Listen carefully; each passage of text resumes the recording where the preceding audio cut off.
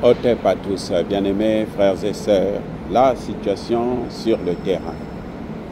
En tout cas, les Wazalendo n'arrêtent pas de nous surprendre en nous apportant la joie de vivre, la joie d'être africain. Il faut reconnaître que ces patriotes sont exceptionnels. Les Wazalendo ont repris, déjà ça fait 2 jours d'ailleurs qu'ils ont repris Rugezi. Aujourd'hui là, ils ont pris Minembwe Centre après de très violents combats. Il y a eu des affrontements intenses depuis quelques jours parce que, vous savez, les Turanero et Red Cabaret, accompagnés bien sûr de M23 et l'AFC, veulent à tout prix prendre Uvira. Et pour prendre Uvira, il faut prendre toutes ces localités-là. Rugezi, Rambo, il faut entrer dans Fouzi, ainsi de suite. Donc, mais c'est pratiquement impossible et c'est devenu le cauchemar des soldats rwandais. Ils ne savent plus quoi faire, ils ne savent plus où aller. C'est la débandade totale. Mais en tout cas, ce que je constate, c'est qu'en fait, Kagame, Museveni, ce sont tous des gros criminels. Ils sont, alors, dans le crime, ils sont parfaits.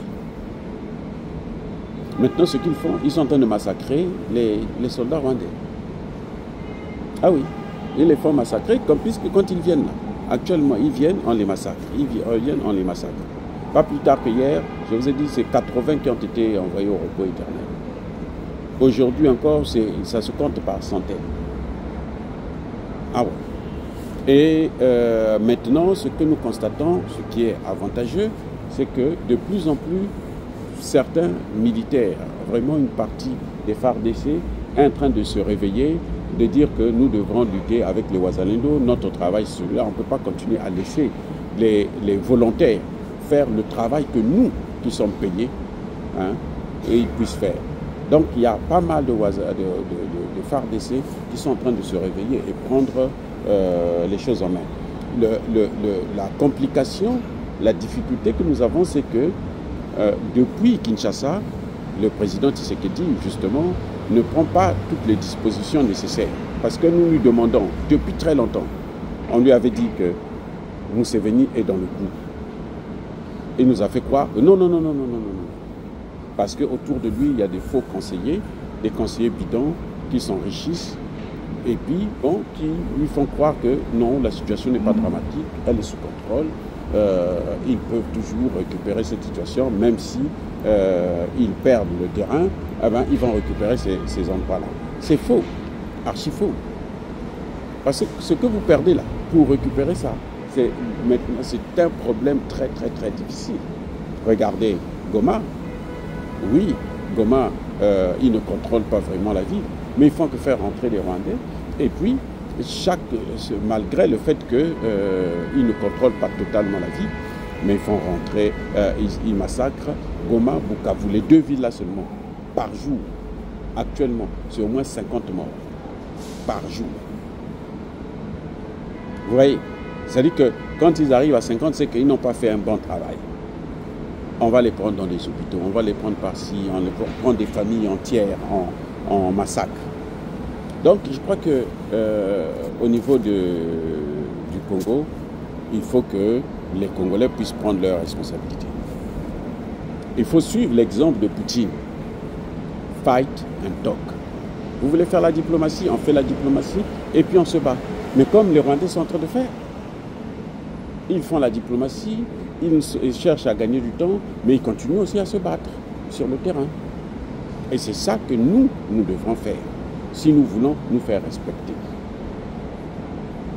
Mais en tout cas, bravo aux Wazalendo d'avoir libéré Minembwe Centre et puis d'avoir repoussé les tentatives de rentrer dans Kindu et Kalemi. Ils ont essayé encore et ils ont été repoussés Et quand je dis repousser, c'est que c'est parce que je n'ai pas le nombre exact d'envoyés, ceux qui ont été envoyés au repos éternel. C'est pour ça que je dis repousser. Mais en tout cas, ils ont le contrôle total de ces localités. C'est le haut plateau maintenant, actuellement, c'est devenu le cauchemar. Parce que le haut plateau, c'est comme le nom l'indique, le haut plateau, c'est-à-dire que c'est sur les montagnes.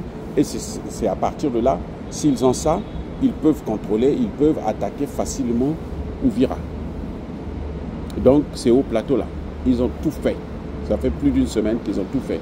Là, le haut plateau est sécurisé maintenant par les Wazalendo et les FARDC.